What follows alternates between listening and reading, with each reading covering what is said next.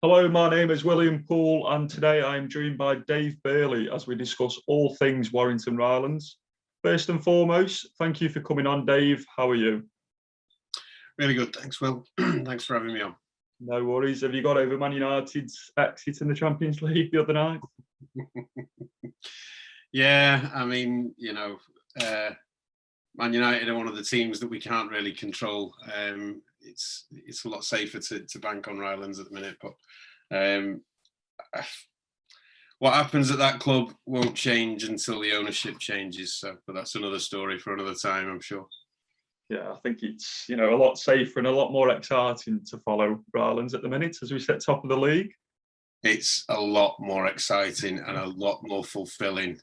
Yeah, I'll be honest. My lad sat there watching the United game the other night, and he was just desperately upset. And he was like lay in bed because it's a school night, and he was desperately upset about it. And I felt for him because obviously when I was his age, we were this rubbish. And it was only when I became about your age that United became really, really good. yeah. So I'm just hoping that by the time he hits that age, they become really good. But yeah, it was rubbish, but it's a lot more fulfilling watching the boys in blue at the minute. Certainly. So jumping straight into it then, Dave. Obviously, as I just mentioned, we're sat top of the league, 3 points clear of second place. What have been like your general thoughts of the season so far? And do you think we've exceeded expectations a little bit? Yeah, I think so. Well, yes and no. I think it depends who you ask that question of.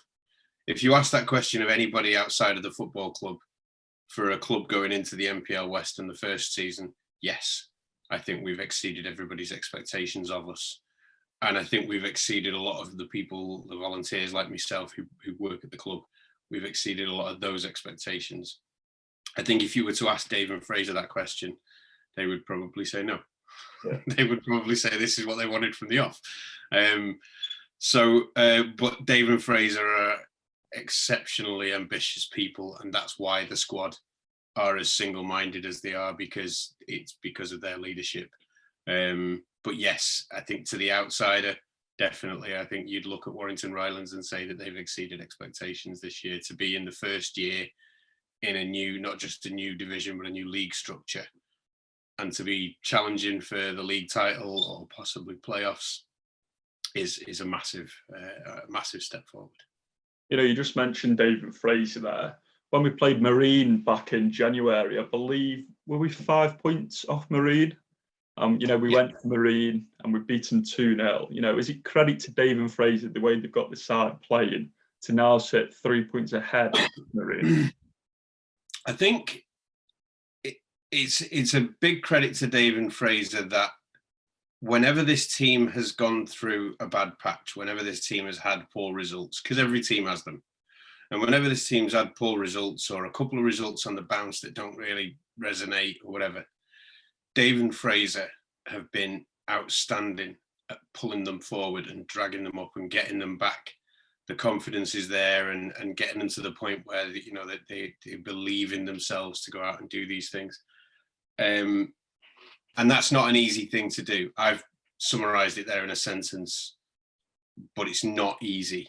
And the level of work that goes in from Dave and Fraser, I always think back to, I remember us playing against Hebburn Town last year, and Hebburn Town a week earlier had just won the FA Vars because it had been delayed. And I remember seeing Dave's preparation. He prepares like a sort of a Word document every week that's like a 3-page document full of prep notes and what he wants players to focus on and individual tasks and so on. And the level of preparation that had gone into that game, the level of thought and scouting and effort that had gone in from both of them in terms of preparing the players for that game was absolutely massive. And the biggest thing about Dave and Fraser is that they teach them to stay humble. They don't tell any of them, they don't tell any of them that they are by any means the finished article. They push them to be better. And I think that's one of the things that they both do exceptionally well. One thing that stands out for me, especially for Dave McNabb, is you always hear stories about him, going out every night, watching different games. he's got a real work commitment and effort, to succeed. How far do you think Dave can go with Rylands and then potentially, in the future? Dave's got a massive future in this game, and hopefully a long future with this football club. He epitomises, the hard work ethos that sits throughout this team, and I think the players are as hardworking as they are because that's the example that is set for them. That's what Dave and Fraser set out for them, because it's constant. Dave and Fraser in particular are never not thinking about the next game, how they can prepare and what they can do, and if there's gaps in the squad, where they can address those gaps, and so on and so forth. And they're thinking, 3 or 4 moves ahead of the rest of us as well. And that comes from they never switch off ever. It's the first thing that they think about when they wake up, and the last thing they think about before they shut their eyes. That single-minded vision, particularly for Dave. I would say it for both of them, but particularly, you asked about Dave. He has a future in the game that he can push as far as he wants to, really, in terms of his effort and how hard he's prepared to work. I would hope that time is spent pushing Rylands up the pyramid and into the Football League, to be honest. Yeah, and a second that. And another thing is, I spoke to Johnny Hunt when he first joined the club, and we are just talking about Dave, and he said the training sessions he puts on for the players are just second to none. He said when he left the professional game and he was going into semi-professional football, he said the one thing he wanted was to go into like a professional setup. Dave and Fraser are putting these sessions on for the players. And do you think that's showing in our performances, and that's one of the reasons why we sit top of the league? Yeah, definitely. I don't think it's any accident that you'll see that there's a lot of players in the squad now who have professional experience, who come from professional backgrounds. Will, the substitute goalkeeper, who hasn't actually played for us yet, came from a professional background. Johnny Hunt, you mentioned there a minute ago, Adam Buxton, Joe Bunny, Dean Furman. All of these players have been around the pro game, and they bring with them that professional attitude. But like you say, the training sessions, and I've seen some of the training sessions that Dave puts on, the level, like I said earlier, the level of effort and preparation that goes into not just team preparation for a match, but every training session, the level of preparation and effort goes into all of those sessions is humongous. It's beyond what the normal human being can comprehend, really. But that's why players like Johnny will look at it and see I mentioned all those players earlier. I forgot to mention Paddy Lacey, but they'll see that professional ethos within the club. And I think it's because, right from the very beginning, even before those players joined, the club has always had a very single-minded vision to drive forward. And that's what they've been trying to do for the last 3 years that I've been involved. And I would credit the non-professional players, the semi-pros, as much as I would the pro lads, in that, Graham McCall has been an absolutely massive part of the success that we've had, as is Andy Scarasbrick and Kane Drummond. But they've got those successes from what they've gleaned from Dave and Fraser, and it all starts with Dave and Fraser. Them three you just mentioned there in particular, McCall, Scarasbrick and Drummond, have been instrumental, in the good run recently. What have you made of them three in particular this season? I think, Podge has had a tough task this season. We lost our captain on the eve of the new season. Podge not only had to sort of step in and kind of concentrate on his own job, but he's had to step in and take on the captain's role as well, which in a team like this isn't easy. And I think Podge has been an excellent captain for this team. And he's led them, and he's looked after the younger players. He's encouraged the bigger players in the team and the characters to kind of show up and show out when they need to. And I've said it for a long time. I think Andy and Kane are a danger for any defence anywhere. And it doesn't matter where you're playing. You know, we played against York City in the FA Cup last season, and York City commented on how hard of a time that they'd had as a result of our attacking play. And that comes from not just Andy and Kane, but it comes from players just like Andy and Kane. I think Elliot was playing in that game as well, and as was Steve Milne. But the attitudes that those players have, the never give up, never say die sort of attitudes that those players carry, is it's unparalleled, and that's why players like Skaz and Kane and Podge do so well. That's why they have such good success. You know, you'll see it with Kane. Watch Kane on a Saturday. It isn't just about him slipping a ball past the defence and coolly knocking it past the keeper and scoring a goal. Kane works his socks off and he tracks back. And for a guy that's 3'0", he's one of the hardest working players on the field at times. And that's, you know, and that's a massive tribute to Kane. That's why they're successful, because they've worked so hard again, you know, what the ethos that they've been taught. You know, just on Scarasbrick as well, I'll always remember, because when we first come into the club in, I think it was November now, Scarasbrick, I'm sure he was injured and he was just coming back into the side. And I'll always remember you saying to me, once Scarasbrick gets fit, he'll be one of the best players in this division. And, you know, the past, I'd say 2.5 months have really shown that, because, you know, he's won 2 of our Player of the Month awards and he's really coming to his own, hasn't he? Andy's a special player. You don't see players like that every day. Andy has a touch and a control where he can do things with the ball in midair at pace that not many people are capable of doing. Andy has a natural ability for that. Couple that with the fact that he works as hard as he does is what makes Andy as threatening as a footballer. And I remember saying to you, we have really missed during this. We had a run of maybe 3 or 4 games where we didn't get the results we wanted. And I said to you at the time, we're really missing Andy. And when Andy comes back, you know, we will definitely improve as a result.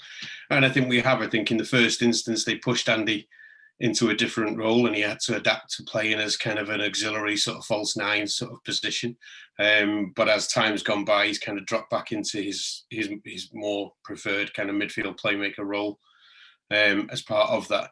And it really, Andy is one of those players, doesn't matter what formation you're playing, doesn't matter what system you're playing, he'll slot into it. He has the ability and the effort to do that. And for me, he is one of the best players in this league. We're very, very lucky that we've got him. That kind of leads on to the next question. You know, you've seen more of Rylands than I have this season. Who has been your standout player? Who, if you could say so far, who has been your player of the season? Who's been my player of the season?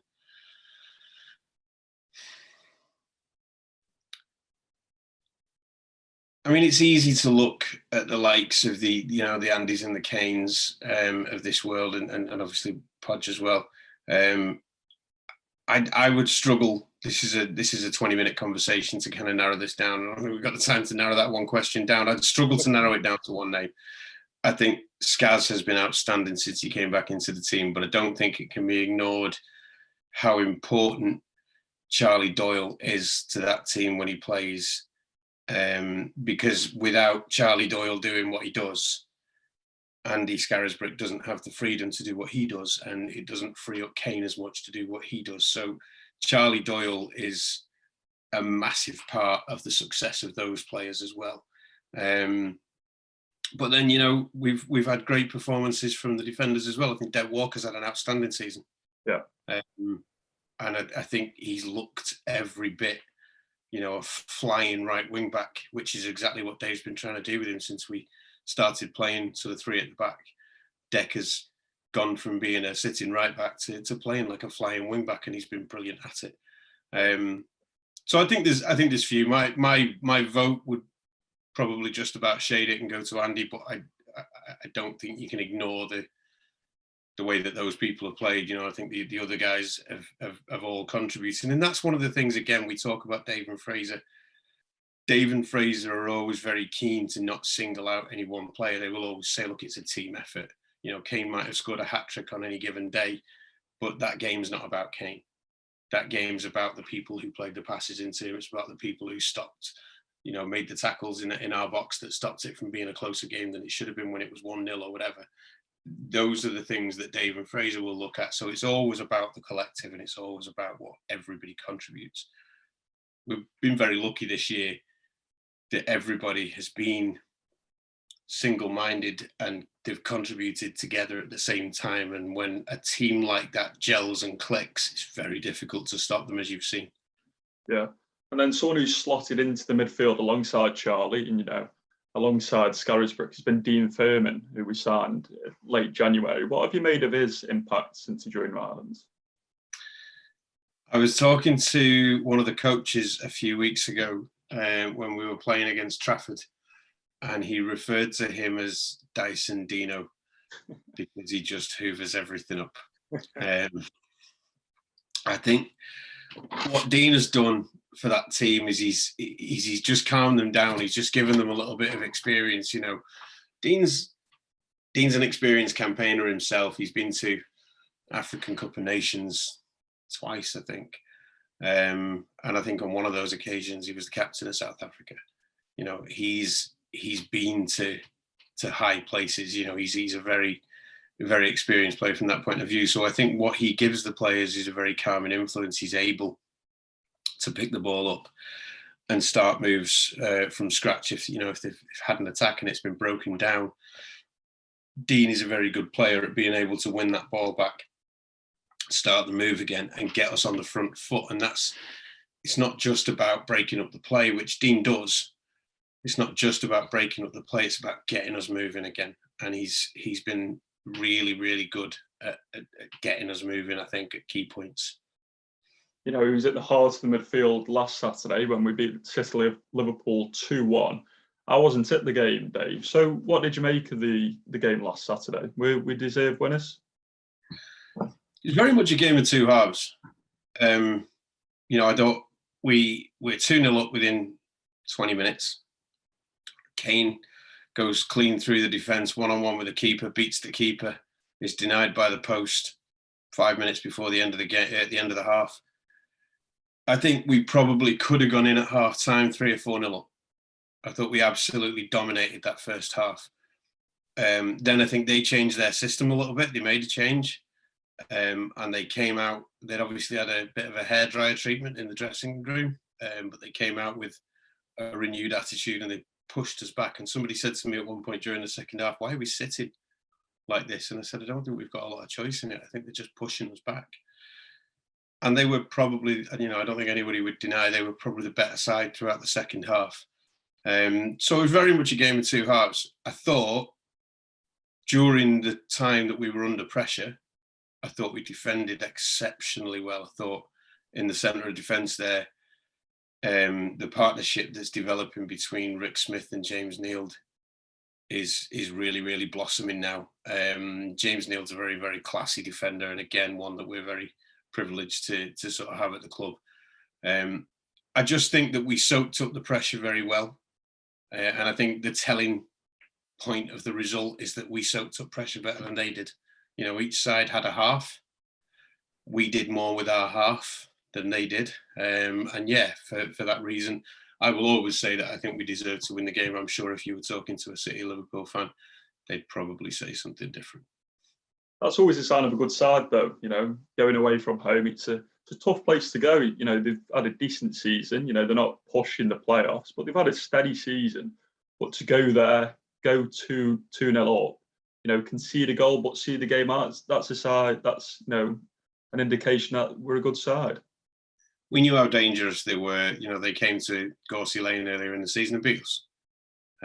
So, you know, we knew how dangerous they were. And I think going there into their backyard, you sort of know, you know, you're going to be up for, it's going to be a battle, and you're aware of that. And you're right, you know, not an easy place to go. And yeah, you know, these are the results.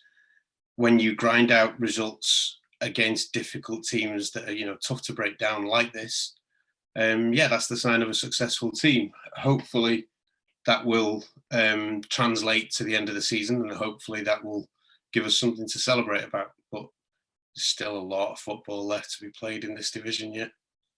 Yeah, and then obviously we're back at Gauzy Lane on Saturday against Market Drayton. No disrespect to the visitors, but they've had a really, really poor season. It's a really, really good chance to get another 3 points on the board, maybe boost that goal difference up again. What are you expecting on Saturday? I think when you look at games and think, yeah, we should win that. Yeah, we should bang in a few goals there. Those are the games where you can sometimes take your eye off the ball a little bit where you don't mean to. We went away to Glossop North End earlier in the season and quite rightly felt that, I think we were second at the time and I think they were 16th. We quite rightly felt that we should have gone there and won that game. But Glossop played a very effective system, and they frustrated us, and they kept us penned back, and they got a goal against us, and we had to fight to come out of there with a 1-1 draw. You saw it yourself in the league game around Christmas time. We went to league and we were frustrated by a team who we probably should have beaten, but we were frustrated because they played to their system and they executed a game plan on the day. So I think when you go into a game thinking that you should win it and you will win it is a very dangerous mindset. And again, it's a tribute to Dave and Fraser. They don't necessarily allow the players to think that way. Dave is very much an advocate of the it's still 0-0 philosophy. We could be 7-0 up and you'll hear Dave at the dugout shouting, it's still 0-0. And that's I think the way you have to kind of go about it. Yes, it could be a good win. Yes, it could be a decent 3 points. And yeah, if we play our cards right, it could be another few goals to bang onto the goal difference. I don't think we can necessarily look at those as specific targets. I think we just got to look at it and think, first and foremost, let's go and try and get 3 points.